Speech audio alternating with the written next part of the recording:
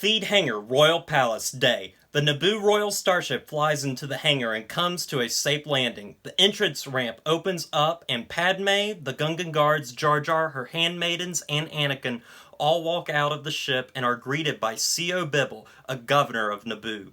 C.O. Bibble steps forward to speak. Your Grace, it is so good to have you return to us safely and unharmed. However, I must say you should have come home immediately after your rescue.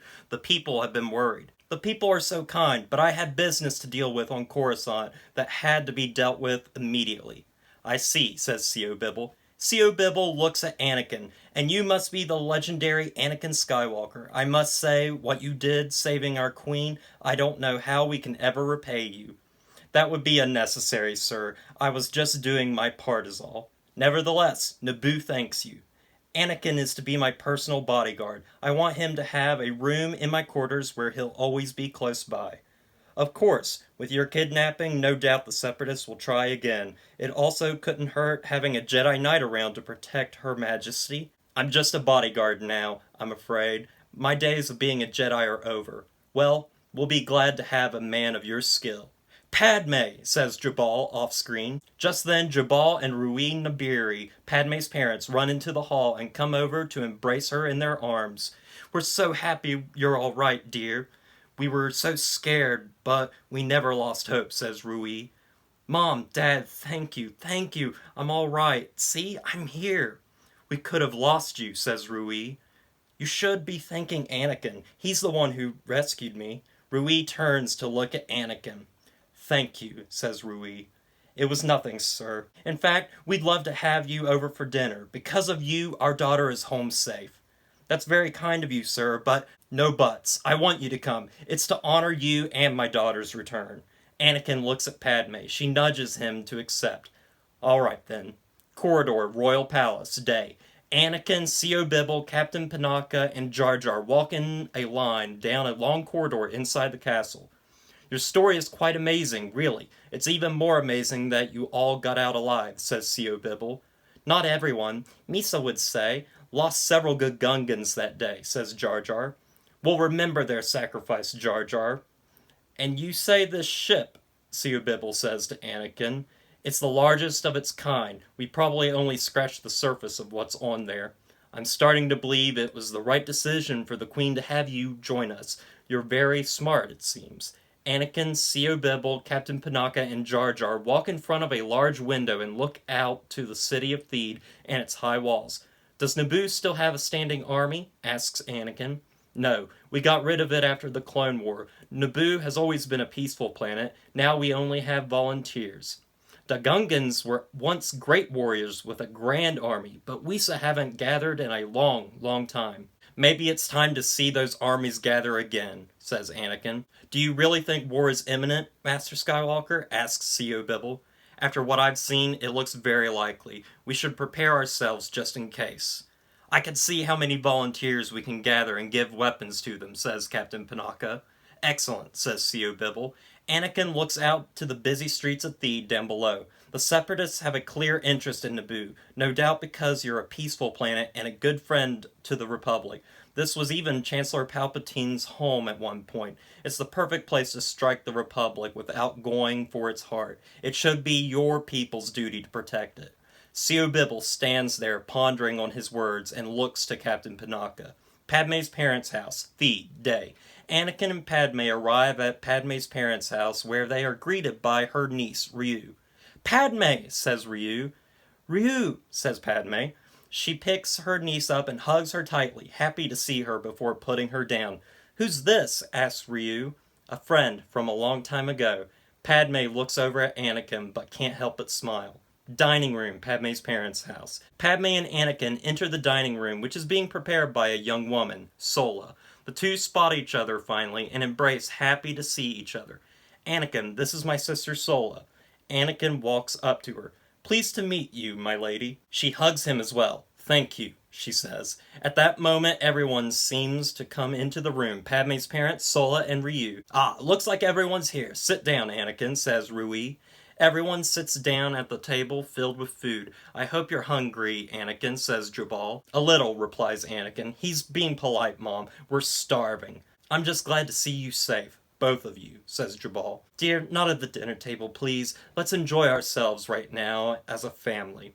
The conversation is dropped, and they begin to dig in and eat their fill. So, tell me, Anakin, where are you from? Asks Rui. Well, I actually come from Tatooine. My mother married this moisture farmer, so I lived most of my childhood as a farmer. It actually wasn't until I was 13 that the Jedi came to train me. Isn't that odd? I thought Jedi were trained from birth. Well, usually they are, but I don't think the Republic has much interest in planets out in the Outer Rim. So is that where you've been the past 10 years, back with your mother? No, I'm afraid my mother died when I was young. The man who raised me, Klieg Lars, he died. Must be 20 years ago now? No, I lived with my stepbrother, Owen, working on his farm. And what about your real father? What happened to him? Anakin sits there, not knowing how to answer. I don't know. I never knew him. I just know my mother bore me, and that was it. Well, everyone has a father. Klieg Lars was the closest thing to a father I ever had. He was good to me, but as far as I know, it was just my mother and I. The Jedi seem to believe maybe I was born from the Force, if you can believe such a thing. I've never heard of it. I'm a knowledgeable man. I like to think I know a great many things, but for the Force to bring life, especially human life, that's outside my knowledge. You're an interesting man, Anakin. There's clearly more to you than meets the eye. Padme tells me you teach at the university here. That I do. It's been a real pleasure to stay here and teach today's youth, but I'm a quiet man. I like peace and quiet. Eventually I think we might even move somewhere out in the country once I retire. That sounds like a good life to me. But now we have all this talk of war. It's scary times. And perhaps shouldn't be discussed around children, Sola says. Sola motions him toward her daughter, Ryu, who is sitting at the table with them. Why don't we talk about something a bit more cheerful, asks Padme. Kitchen, Padme's parents' house. Jabal is busy washing dishes, Sola is stacking plates while Padme is wiping the dishes clean. Anakin seems like a nice young man, very knowledgeable too. You two look good together, says Jabal. Mom, our relationship is strictly professional. We're just close friends. Now, I don't believe that for a second. I'm the queen. My duties are to Naboo. Yes, for now, but you won't be queen forever. I'm just glad to see you have someone like Anakin that seems to really care about you. Jabal goes back to cleaning the dishes while Padme ponders on her mother's words. Garden, Padme's parents' house. Anakin and Rui walk together outside, admiring the lovely garden. You think this trial could save the Republic? Asks Rui. I think it can. The Chancellor seems to think so. Sad to see it's come to this. It is. It might not stop the war, but it could help in prolonging the start of it, says Anakin. Rui stops and turns to him with a serious look. Now, Anakin, I want you to tell me the truth. Do you think Padme is in any sort of danger? I believe the Separatists had plans for her. And? They were going to capture her to start the war, but now that they don't have her, I think the Separatists have their eyes set on Naboo. If it comes to it, will you be willing to fight for us? Yes. I would die to protect your daughter, sir. She's one of my best friends. Rui claps a firm hand on Anakin's shoulder. I'm glad to have you here, Anakin, and I'm sure Padme is too. I just hope things will get better after the trial, says Anakin. Hallway, holding cells, day. Chancellor Palpatine walks down a long hall surrounded by his Senate guards. The music swells as the moment of truth is upon us. He turns to one of the cells and enters. Holding cell, Senate building. He finds Dooku in his cell, quietly meditating and trapped in a beam, floating in midair. He doesn't speak at first, not paying attention to the guards and even the Chancellor. Is it time? Asks Dooku. Yes, the Senate awaits your arrival. Excellent, says Dooku. Palpatine turns to his guards. Get him down from there. Hallway, holding cells. They walk back out into the hall with Dooku, now in handcuffs. Palpatine walks beside him amongst the dozen or so guards. Are you prepared to speak for your crimes? If I must, no doubt it will be a trial long remembered, Chancellor. Palpatine frowns at his statement and looks straight forward in silence. They reach the end of the long hall and enter an elevator shaft that will send them up to the Senate floor. They all enter and the doors close around them. Senate chamber, Senate building. Dooku is brought into a massive room full of aliens and humans from countless planets all staring down. Palpatine takes his place in the high chair, and Dooku stands at his podium, surrounded by guards. In the stands, the Jedi have their own box where they sit and observe the proceedings. Obi-Wan sits beside Mace Windu, who watches with a keen eye. "Silence," says Palpatine. The room grows quiet. "You all know why we are here today. The Republic that we have fought to maintain for 1,000 generations is in peril. We have standing before us today one of the leaders of the new separatist faction that seeks to destroy everything we have built. Will the accused step forward and give his name?" Palpatine turns to look down at Dooku. "Gladly, Chancellor," says Dooku. Dooku looks at the massive room and all the alien senators from countless other planets. "My dear senators of the Republic, I am Count Dooku Sereno." Dooku steps down. "Dooku Sereno, you stand accused of high treason against the Republic and are to be tried as a traitor to the Jedi, as well as the Galactic Republic." The Senate ends up in a massive uproar. Palpatine puts his hand in the air and everyone grows silent once again. Up in their own box, the Jedi watch over the proceedings with a keen eye. Mace Windu turns to Obi-Wan. "This trial may break or destroy the people's faith in the Jedi Order. We must stay strong and hope that our faith is maintained." "Dooku is a traitor. He does not represent all of us," says Obi-Wan. "We know that, but I sense unease in the Senate. If they cannot trust us, then what are we to them?" "I don't like this, Grandmaster," says Obi-Wan. "It is a terrible thing." "No, Master, it's not that. It's something else. Everything feels off. This trial, Dooku, it's all wrong." "You worry too much, Obi-Wan. I sense nothing wrong." They return their gaze back to the trial. Palpatine looks down at Dooku. "I will admit, before we get started, the evidence against you is not kind." "Then it will be a short trial," says Dooku. "I will not have you speak out of turn again unless you are called to speak." Count Dooku smiles. "Forgive me, Chancellor. Please, continue." Palpatine looks down at Dooku, annoyed by him. "As I was saying, we will begin with showing the rest of the Senate the evidence against you. Royal Palace, Theed, night. The Royal Palace in the capital city of Theed sleeps silently in the darkness of nightfall. Queen's Chamber, Royal Palace, night. Padme sleeps soundly in her massive queenly bed, but is awoken very abruptly by a blood-curdling scream from Anakin in a faraway room. "Anakin?" Padme says. She gets up from her bed, dons her robes, and goes to his aid. Anakin's chamber, Royal Palace. Anakin sits upright in his bed in a cold sweat, breathing heavily as Padme enters the room. "What's wrong?" Padme asks. "Nothing. It was just a dream." "Sounded more like a nightmare to me." Padme sits down by Anakin's side to comfort him. "It was." "Tell me," says Padme. Anakin looks at Padme as if he doesn't want to share it at first, and then sighs, giving in. "Do you remember the dreams I used to have about my mother?" "Yes. You had them all the time, you said." "I don't dream about her anymore. No. Now my dreams are haunted by my fallen apprentice. I remember. You would never talk about her after it happened. Because I never wanted to. I was haunted by her ghost, and that's why I left the Jedi Order." Anakin looks down as if it's hard to say the words, choosing them carefully. "A Jedi Knight shall not know anger, nor hatred, nor love. I could never understand that, especially that last one. How can the Jedi separate themselves from caring? How can you not care about the ones that are closest to you? I knew then I had to leave everything behind." "What happened to her?" Padme asks. "She died. It was in the last year of the Clone War. My apprentice and I were supposed to capture this enemy base on Ryloth. I thought it would be a good idea if she took command herself and infiltrate the base with a squad of our best men. It was part of her Jedi training, and it made her proud to be given command for once. Well, things were going fine until enemy backup arrived. She got trapped in there. I would have gone to save her, but I was told it was too dangerous. So I did what I thought was best and told her through our comm link that she needed to surrender. If she surrendered, she would be safe. So they took her. I eventually discovered where they took her, some prisoner vessel in the Outer Rim. I stormed the prison ship and found her. She was barely clinging to life. They tortured her for information, but she never gave in. She died there, in my arms. I got there just in time to say goodbye." "That's horrible. I could have saved her. I could have disobeyed orders and chased after her. I could have told her to stay behind, or I could have gone with her. It was my fault she died." Padme brushes his shoulder and brushes her hand down his back to comfort him.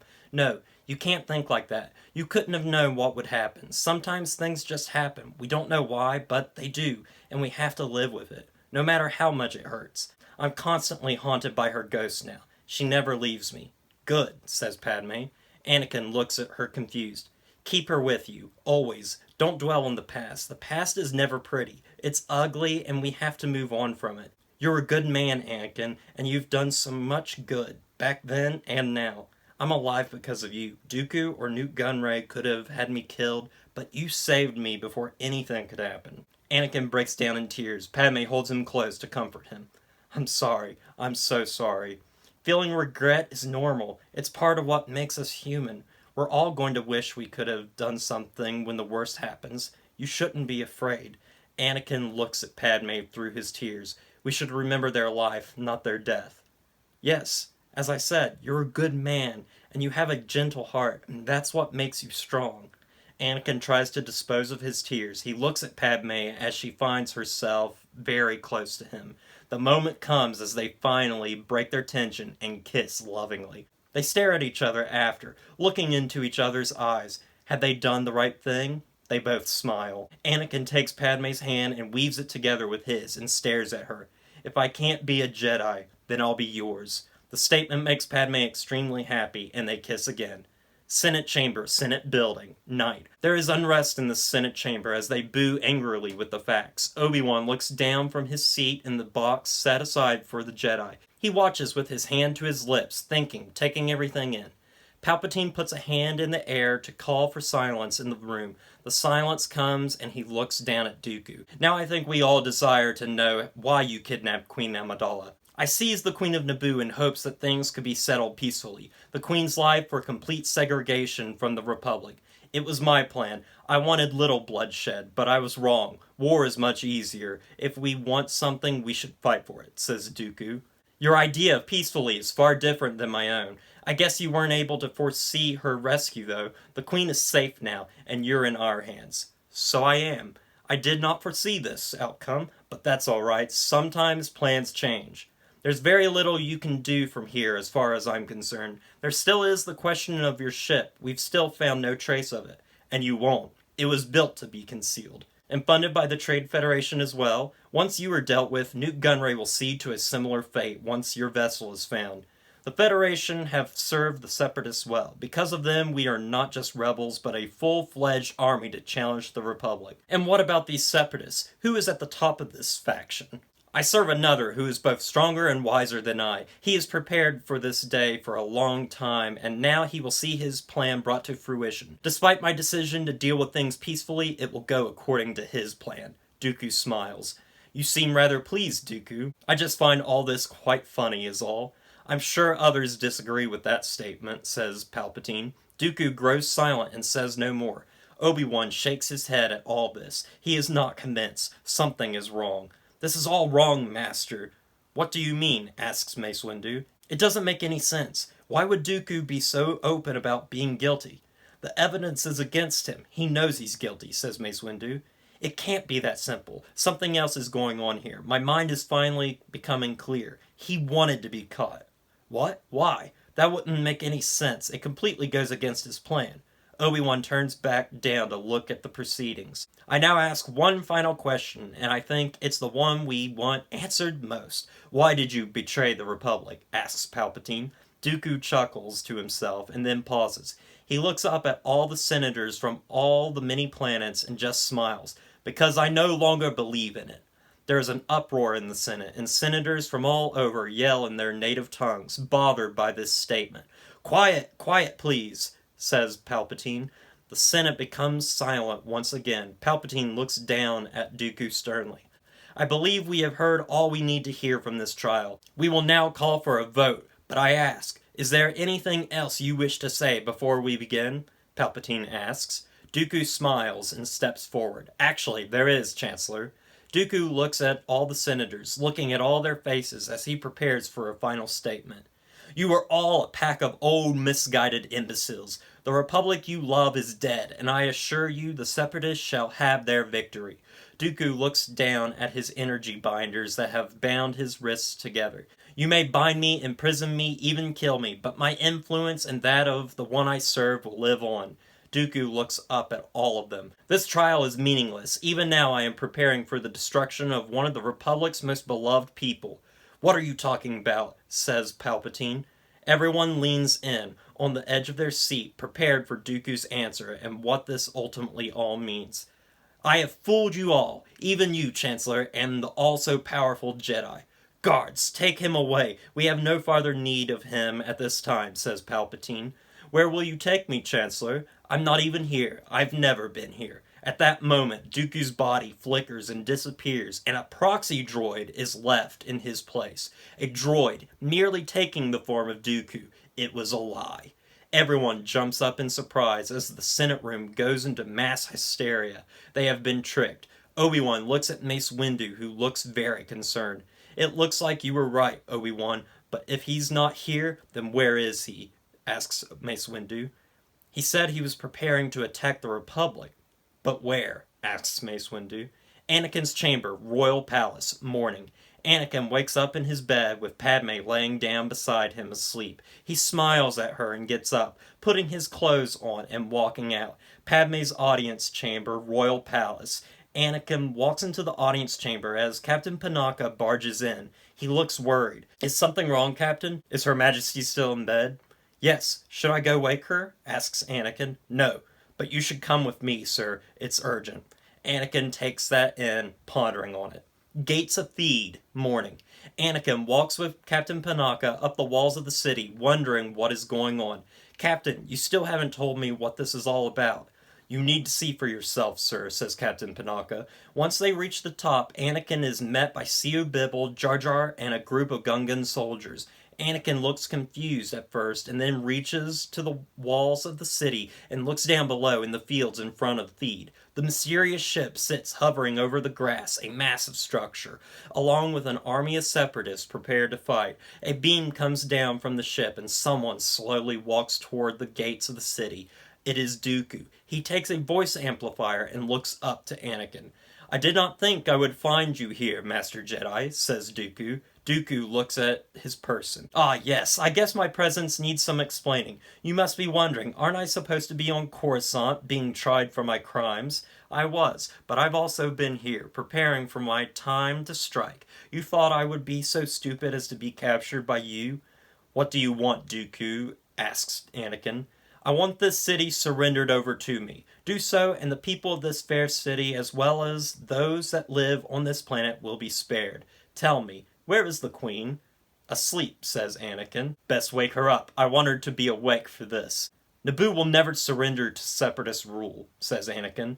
You might, if I were to destroy this city. Anakin remains silent. Very well. I am truly sorry, my friend, but this is the end. If I were you, I'd leave now, return to that desert wasteland you call home, and live. Or you stay here and fight and die. Anakin doesn't answer. Dooku nods, turns around, and looks at a Separatist general.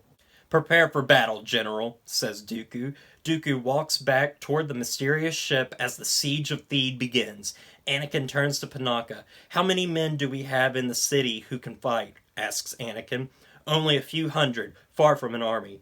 You are today. He claps his hand on Panaka's shoulder. Anakin turns to Jar Jar and the line of Gungan warriors. Is this everyone you could get, Jar Jar? Most of Gungans find fighting unnecessary. Misa brought all that Misa could, says Jar Jar. Anakin looks worried and nods at Jar Jar. Anakin turns to Panaka. We need to send a message to Coruscant for aid. I'll go to the Queen immediately. She needs to know. Anakin begins to walk down the wall. Palpatine's office, Chancellor's Palace, day. Palpatine, Obi-Wan, Mace Windu, and the other Jedi stand around in Palpatine's office in contemplation. What should we do now? Asks Obi-Wan. One of the Jedi, Shakti, steps forward to speak. Do we have any information on Dooku's ship? She asks. None, I'm afraid, says Mace Windu. Mace Windu turns to Palpatine. I am sorry, Masters. It seems to me war is inevitable, says Palpatine. I can't believe I was so easily fooled. No wonder I couldn't sense Dooku. I fell right into his trap, says Obi-Wan. We all did. Dooku is a master at manipulation, says Mace Windu. He rules from the dark side now. I can sense its presence growing even stronger, says Ki-Adi-Mundi. I felt it too. We must all stand united if we hope to defeat this new threat, says Mace Windu. At that moment, an advisor of Palpatine's walks into the room and whispers into the Chancellor's ear. This seems to perk him up slightly, and he sits up. I believe I have some good news, says Palpatine. Everyone turns to look at Palpatine. We've just been contacted by the Naboo. Palpatine flips a switch on his desk, and the entire room grows dark as the hologram projector turns on with a message from the Queen. Padme stands before them as a projection and stares at all the Jedi present and the Chancellor. Supreme Chancellor, our worst fears have been realized. We're under attack by the Separatists here in Theed. Dooku seems to be with them. How is this possible?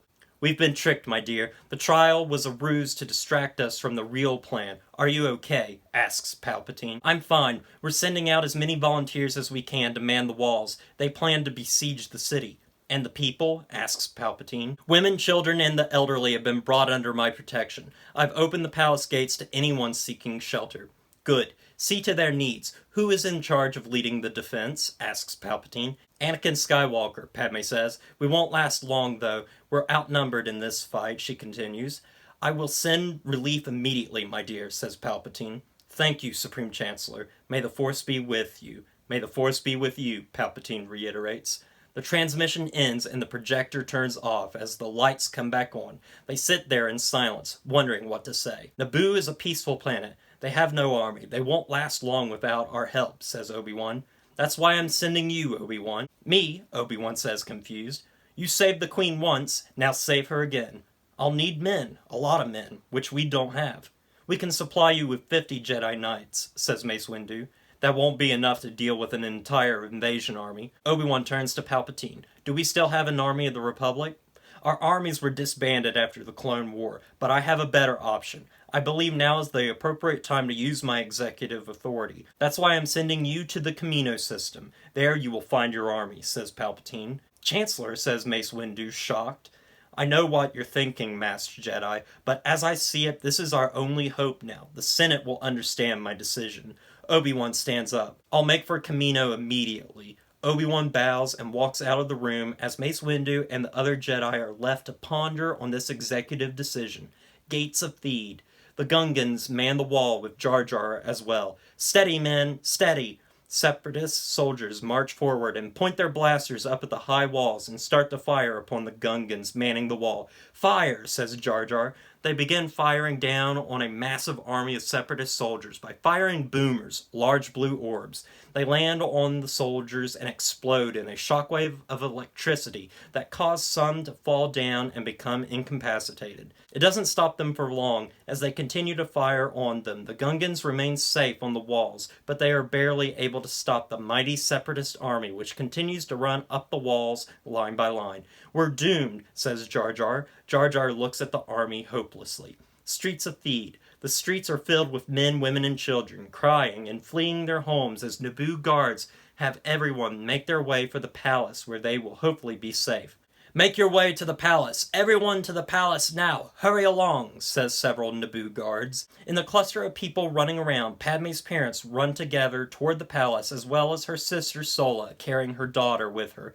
Hallway, Royal Palace. Anakin, Captain Panaka, and C.O. Bibble are walking down a hallway together at a brisk pace.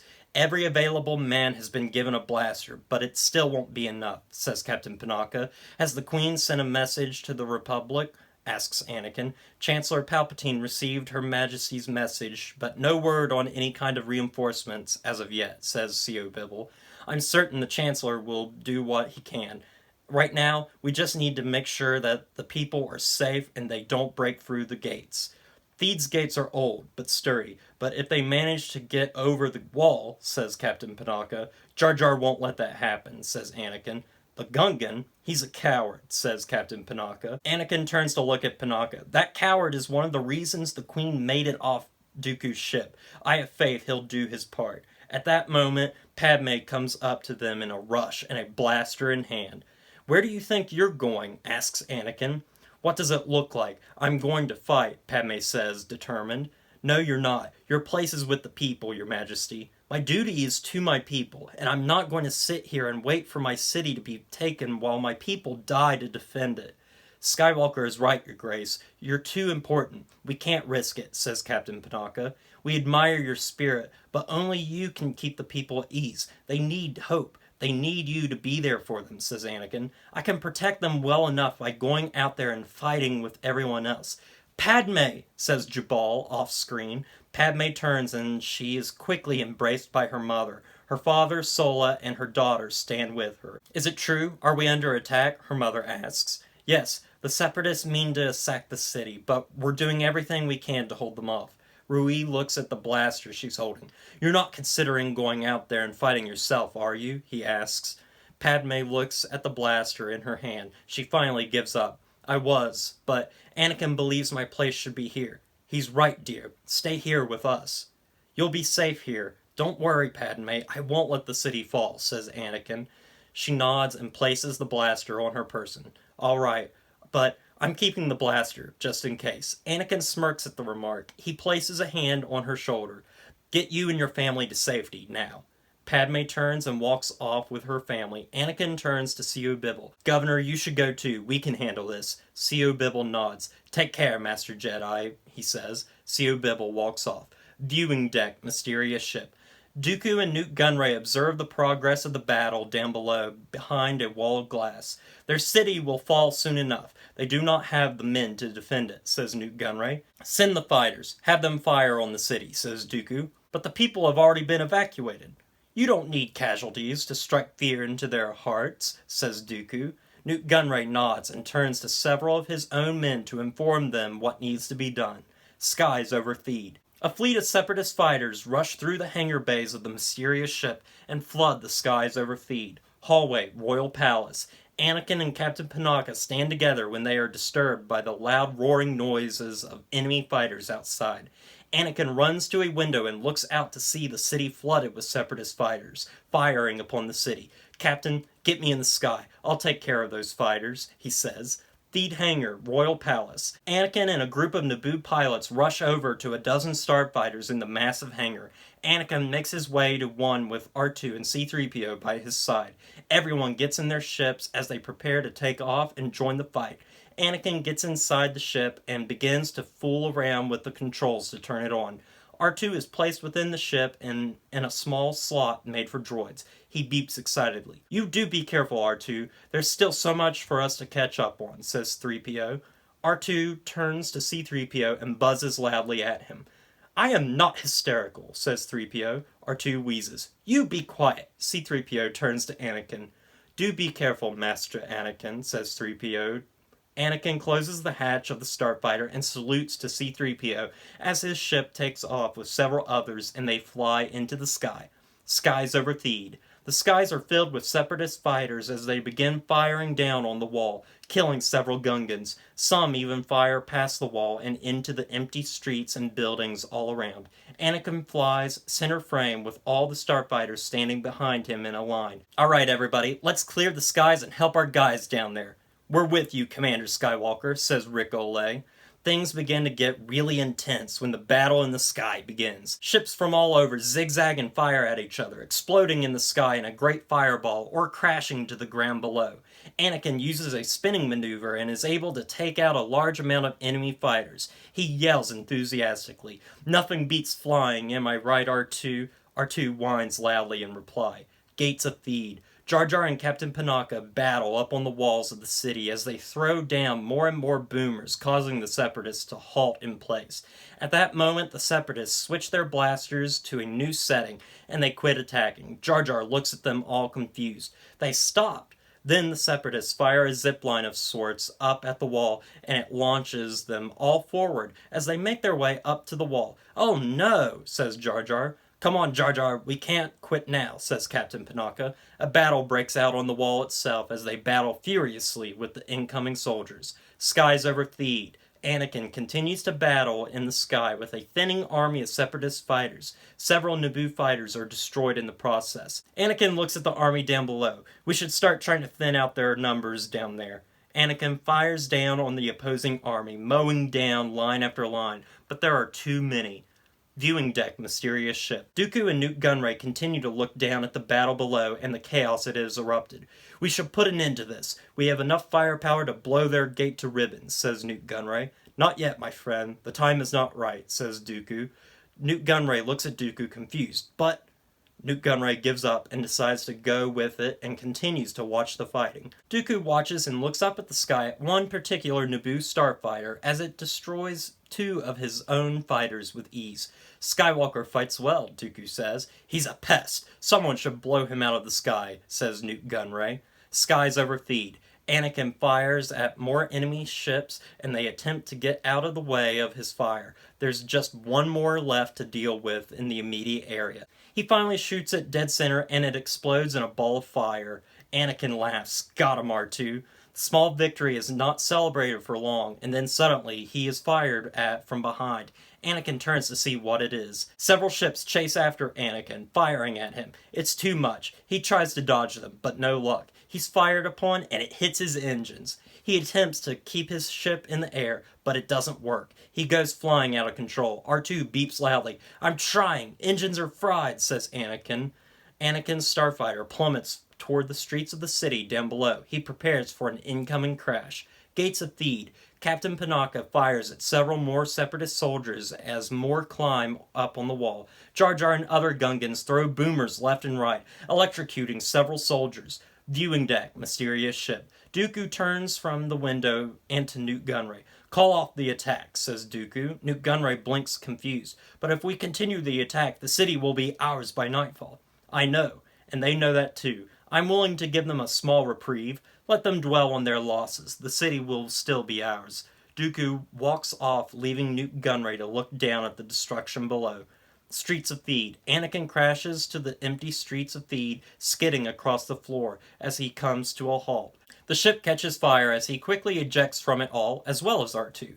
He is sweaty, clearly wounded. He looks up at the sky. The only ships flying are his own, aside for a few stray separatist ships that are being taken care of. Anakin looks over at R2. Are you all right, R2? He asks. R2 whizzes assuredly. Gates of Theed, evening. Anakin, Captain Panaka, and Jar Jar stand atop the wall and look at the army down below. The sun is beginning to set, and smoke rises from the destruction. Death is all around. We don't have the strength to withstand another attack like that, says Captain Panaka. I know, but we have to protect the city until the Republic sends help, says Anakin. We won't survive long enough for them to get here. I will not give this city over to Dooku. I know you mean well, but we don't have the numbers to pull off this kind of defense, says Captain Panaka. Anakin looks over at Jar Jar, his head drooping down. Chin up, Jar Jar. You fought bravely today. Naboo is Misa's home. Misa will fight for it, or die trying. That makes Anakin smile. Throne room, royal palace, night. Anakin finds Padme with many of the citizens of Theed sitting around. There are several doctors and medical droids standing around, tending to wounded guards and Gungans. Padme notices Anakin's scrape and bruises. You're hurt. I'm fine. I'm just glad you're safe. I've been hearing that we've already lost. It's not going well out there. We've lost many good men and Gungans. Padme thinks on this, sadness in her eyes. Maybe we should surrender, says Padme. No, I will not see you surrender Naboo to the Separatists. What are you going to do, she asks. Anakin sighs. I don't know, but I know the Republic is coming. They will not abandon us. Across the other side of the room, R2 skids over to C-3PO. R2-D2, I am so happy to see you all right. R2 gives a series of beeps and boops. What? Shot out of the sky? Oh my. Back with Anakin and Padme. I'm going to go out there tomorrow and make one last stand. Anakin, Padme says concerned. Padme holds Anakin tightly, admiring his bravery. I won't let them hurt you. I'll be fine. It's my people I'm worried about. Now, let's see to that cut, says Padme. She points to the cut just above his right eyebrow. Gates of Theed, day. Anakin, Captain Panaka, Jar Jar, and what remains of their forces stand atop the wall. The Separatist army remains with massive numbers still all around. Through the crowd, Dooku comes and looks up at Anakin as before. He pulls out his voice amplifier and speaks. Let's end all this pointless fighting. Your forces are defeated. Give up and surrender the city to me, and I promise you will leave this city alive. I will not surrender to you, Dooku. If you want to take this city, you'll have to go through all of us. Dooku stands there and sighs. I am sorry. When I take the city, I will make sure yours is a quick death. He turns around and returns to the mysterious ship. Viewing deck, mysterious ship. Dooku looks at Nute Gunray as he returns to the window. The fool wants to die. So be it. Prepare the cannon, says Dooku. Of course, says Nute Gunray, laughing. Nute Gunray walks off to give the order. Mysterious ship. Part of the mysterious ship begins to transform and reveal a massive cannon that begins to power up. Gates of Theed. Anakin looks up at the massive cannon pointed right at them. He turns to everyone. Get off the wall! Get off the wall now! The remaining Gungans and guards rush off the wall to get out of the way of the coming blast. Viewing deck, mysterious ship. Nute Gunray walks up to Dooku and stops just a few feet from him. Dooku still looks out the viewing window, looking at the battlefield below. The weapon is ready, my lord. Good. Fire on their gate, says Dooku. Gates of Theed. The cannon powers up and a massive burst of energy fires down at the gate of the city, trying to blast it away. Panned down the other side of the wall, Anakin stands before the rest of what remains of Naboo's forces. Not many at all. This is it. We are Theed's last defense. That gate is the only thing separating us from them. If that gate falls, the city is theirs, but we will give them a fight. This is your home. Naboo is your home. Fight for it. Everyone nods, human and Gungan. They are prepared. Jar Jar lifts a blaster rifle, prepared for battle. They stand before the gate as it cracks from the heat of the cannon's weapon. It cracks open and smoke flies everywhere. Viewing deck, mysterious ship. Smoke continues to fly, obscuring the view of the gate as the weapon is turned off. Dooku and Nute Gunray stand together and look out to the walls of the city, the smoke starting to clear away. The gate is broken and ripped. There is a long pause as he looks at the destruction. The city will be his soon enough. Battlefield, day. Through the dissipating smoke, Anakin and the others rush into the field behind Gungan's support, as several carry large shields to protect them from fire. They are fired upon, and they fire back furiously. Our heroes take part in skirmish after skirmish. Several fall in the process, but they keep on. Anakin fires on the Separatist soldiers, defeating several Separatists at once. Panaka fires at several soldiers, surrounded by Gungans protecting him, and a few of his men. Throne room, royal palace. Padme rises from her chair and looks at the room full of men, women, and children. They all look terrified as the sounds of battle outside grow louder. Padme's family looks at her with their watchful eyes as she looks around. They seem confused as to what she has planned. I am sorry, everyone, but I will not sit here any longer while my people sacrifice their lives out there, says Padme. Padme pulls out her blaster. I'm going to join the fight. Jabal looks shocked. No, you can't. Padme turns to look at her mother. I'm Queen, Mother. What kind of queen would I be if I did not fight to protect my people? She asks. Padme has made up her mind. Rui holds his wife back. Let her go, dear, he says. She walks to the exit but is stopped by Sio Bibble. Let me go, Governor. I can't let you go, my queen. You should be here with your people. Those are my people out there dying. I'm going. Padme is done waiting and wishes to join the fighting. She passes by him with little resistance and leaves. Battlefield, day. Anakin continues to deflect fire, holding out hope that help might arrive. Jar Jar, Panaka, and all the others hold back the Separatist forces as they are scattered at different parts of the battlefield, fighting.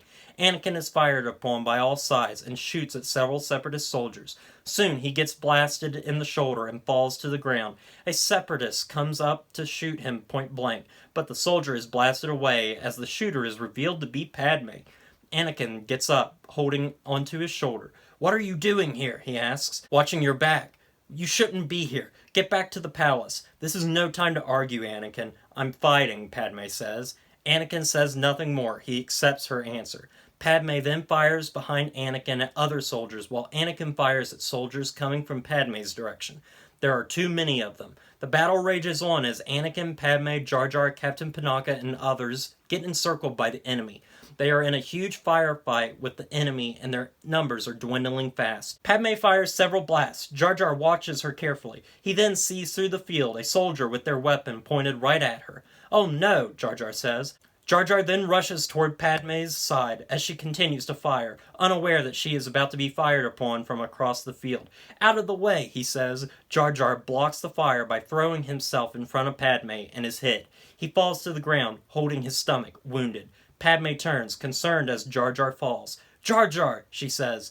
Padme looks and sees the Separatists who fired and fires on them. She kneels down to Jar Jar, holding his belly.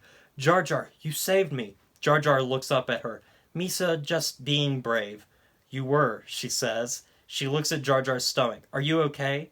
Jar Jar looks at his wounded area and back to Padme and nods reassuringly. They are surrounded. Anakin looks at his dwindling forces, only a dozen or so of them left. He looks to see Padme helping to pick Jar Jar up. He looks down, defeated. It's too much. Stop, he says. Everyone looks around and stops in their tracks, even the Separatists who surround all of them. There's a moment for all of them to breathe, a small reprieve before their doom. Have you finally accepted defeat? Dooku says through an intercom. Viewing deck, mysterious ship. Dooku looks down at the battlefield, talking through an intercom. I must say, you lasted longer than I would have thought. You fought bravely, but you have lost. Surrender to me, and your lives will be spared. Dooku waits for a response down below. Battlefield. Anakin knows he is beaten. He turns to Padme and holds her hand as if this might be their final moments, and then suddenly the roar of ships can be heard. To everyone's surprise, Republic battleships flood the battlefield, firing down on the Separatists. The Republic has arrived. The remaining fighters cheer and get right back into the fight. Suddenly, an army of clone troopers drops to the ground to rescue them all. Anakin smiles. He could almost cry with the relief he feels, but the battle is not won yet. He holds his blaster, nods at Padme, and they go to battle once again. Republic gunship. Obi-Wan flies above the battlefield on a Republic gunship and examines the field carefully. Obi-Wan spots the area around where Anakin is fighting. Over there! Get us down there! Says Obi-Wan. Yes, sir, says clone pilot. The pilot flies the gunship towards the thick of battle below. Battlefield. Anakin is battling and is saved by a clone trooper who comes to assist him. If I remember correctly, you guys were the enemy last time. Are you really on our side? He asks. Yes, sir. You can trust us. We fight for the Republic, the clone trooper says. The Republic gunship lands and Obi-Wan exits to find Anakin and Padme. Glad to see you can make it. I was afraid the Republic wasn't going to show up, says Anakin. I'm sorry for the delay, Obi-Wan says. Anakin clamps a firm hand on Obi-Wan's shoulder. You saved us, he says. Anakin turns and looks up at the mysterious ship, still hovering over the battlefield. Dooku's up there, Anakin says. Then let's bring him down to our level, Obi-Wan says. Anakin looks at the clone trooper who helped him out. You have enough firepower to blow that hunk of junk out of the sky? He asks. We have enough firepower to crack it like an egg, says the clone trooper. Have your men fire on that ship. Fire up their engines. We don't want it taking off. Yes, sir. The clone trooper runs off to inform the pilots. Viewing deck, mysterious ship.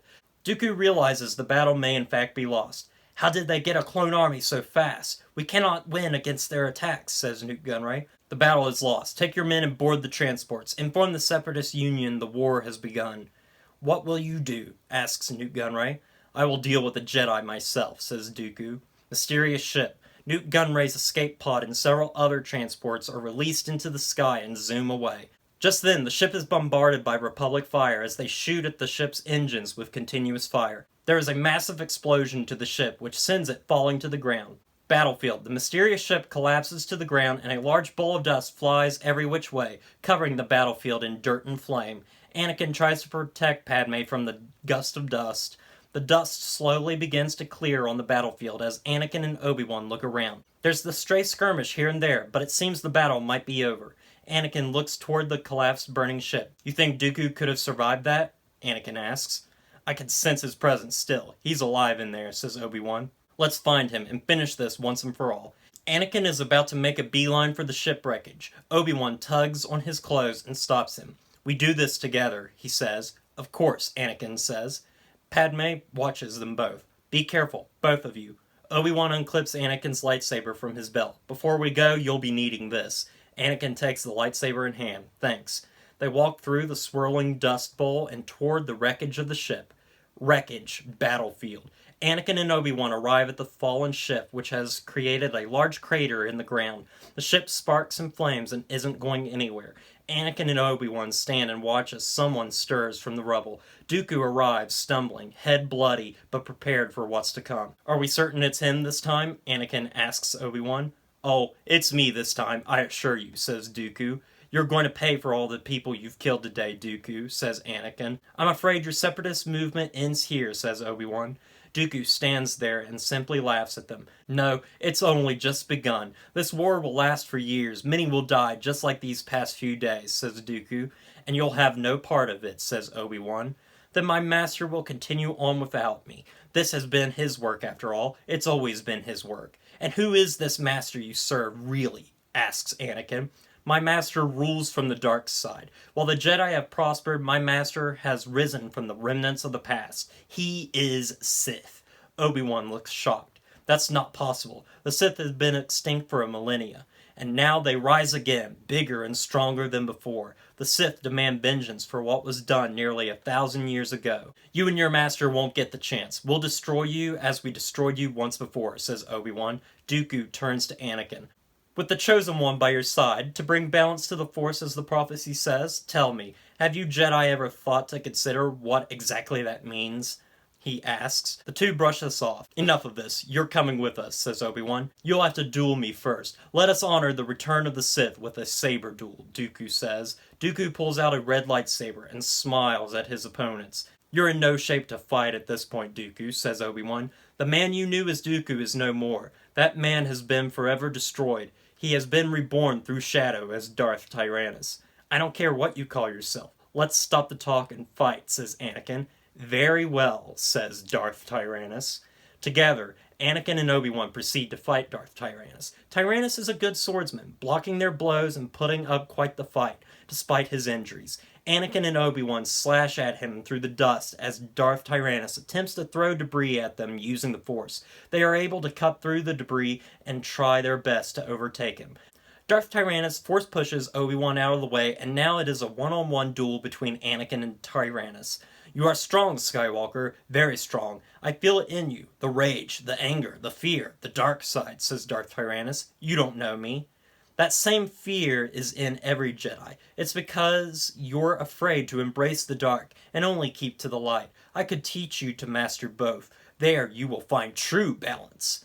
Nothing you say will make me join you, says Anakin. Anakin slashes at Darth Tyrannus more and more. Then you'll never achieve what you're destined to be. Obi-Wan rejoins the fight by jumping at Darth Tyrannus. He deflects his attack, and soon our heroes work together once again. Eventually, Anakin and Obi-Wan get the upper hand, and Darth Tyrannus falls to his knees, tired and weak and unable to continue fighting. You fight well, but I'm afraid I have to admit defeat. This time, says Darth Tyrannus. Obi-Wan points his lightsaber down at the kneeling Darth Tyrannus. In the name of the Supreme Chancellor of the Republic, you're under arrest, says Obi-Wan. The two pick him up and carry him off the battlefield.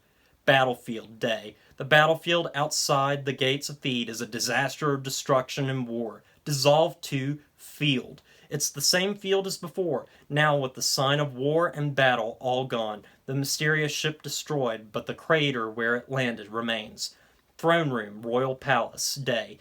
Anakin and Obi-Wan sit by the window in the empty throne room and look out to the streets of Theed.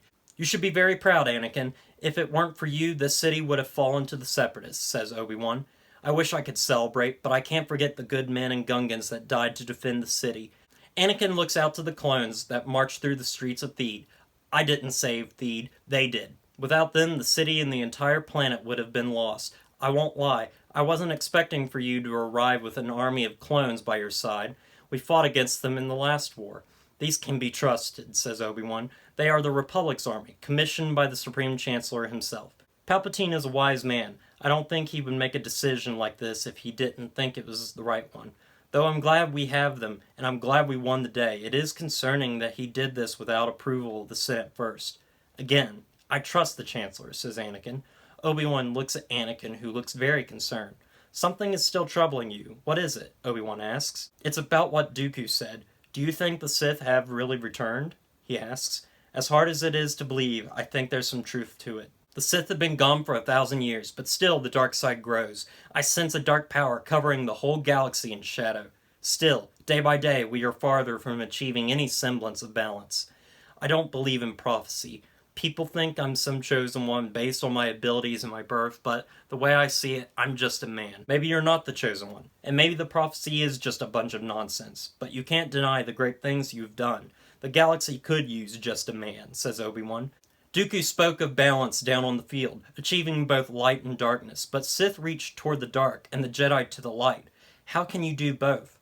The first Jedi were able to achieve such a balance, but it could never last. The dark side seems to consume whatever it touches. It can't be controlled as far as I know, says Obi-Wan. Then there's no such thing as balance. But you can't have light without darkness. Not necessarily, says Obi-Wan. There's still so much we don't know about the Force, I'm afraid. Maybe one day balance will be restored after all, he says. I just wish it was simpler. Nothing ever is, says Obi-Wan. Anakin turns away from Obi-Wan. The Council wants me to return to Coruscant as soon as possible. They've asked you to accompany me, says Obi-Wan. Me? Why? They have thought about it, and after what they've heard of your deeds here, they're willing to let you return to the Order. But Anakin looks at him shocked, not exactly knowing what to say, and is interrupted as the door to the throne room opens up. At that moment, Padme enters in royal robes with Jar Jar, C-3PO, and R2-D2. Come on, you two, the ceremony is about to start, says Padme. Obi-Wan turns to Anakin. The choice is yours to make. Anakin walks up to Padme and holds her hands in his own. What is it? She asks. The Council wants me to return to Coruscant. They want me back. And you're going to accept? What do you think I should do? Do it. Anakin looks at her confused. But what about us? Anakin, I've loved you for so long, and for 10 years I thought I might never see you again. I've waited a long time to be with you. I can wait a little longer. If I do this, we can never be together. I know, but this is what's best for you.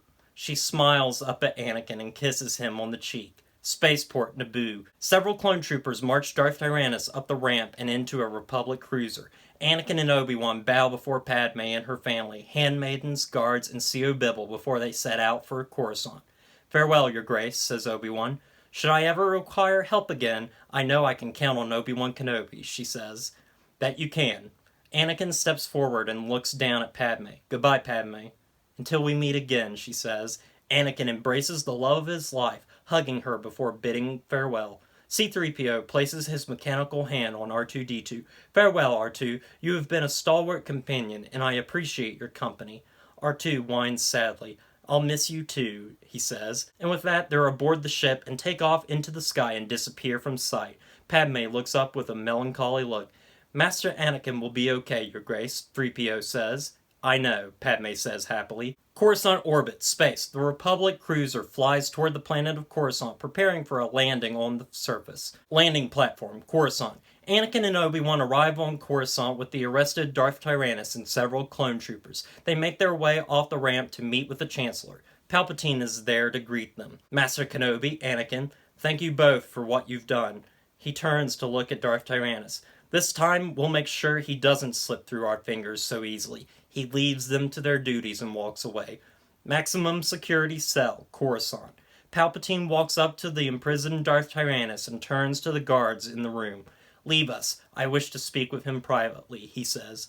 The guards move along and exit the room. Once they are alone, Palpatine looks at Darth Tyrannus and smiles sinisterly.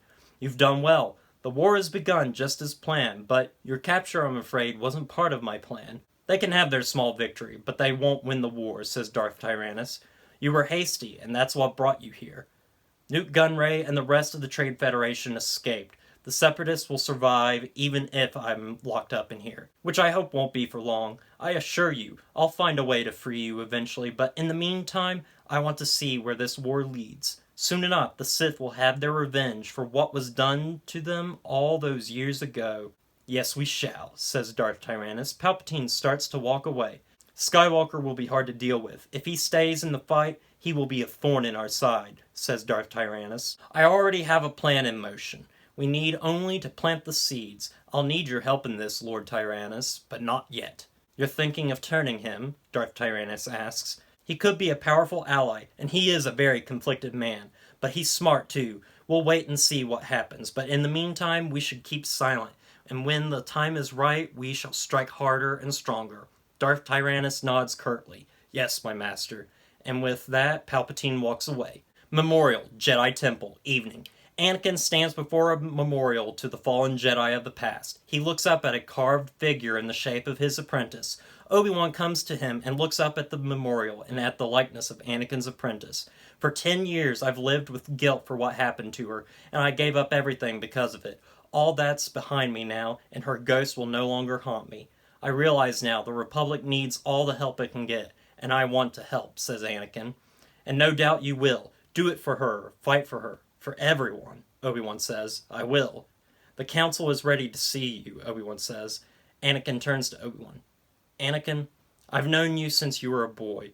I trained you, watched you grow, and you have grown to become a far better Jedi than I could ever hope of being. Now it's time we become brothers again. Anakin smiles at this. Council chamber, Jedi temple, evening. Anakin walks into the darkly lit council chamber with Obi-Wan right behind.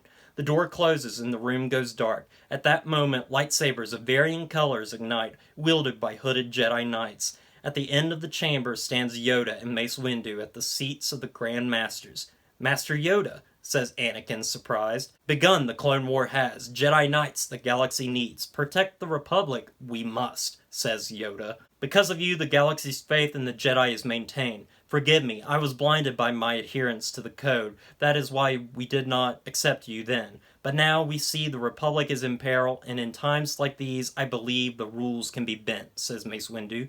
Mace Windu turns and looks down at Yoda. They nod to each other. Proved yourself you did, on the field of battle, says Yoda.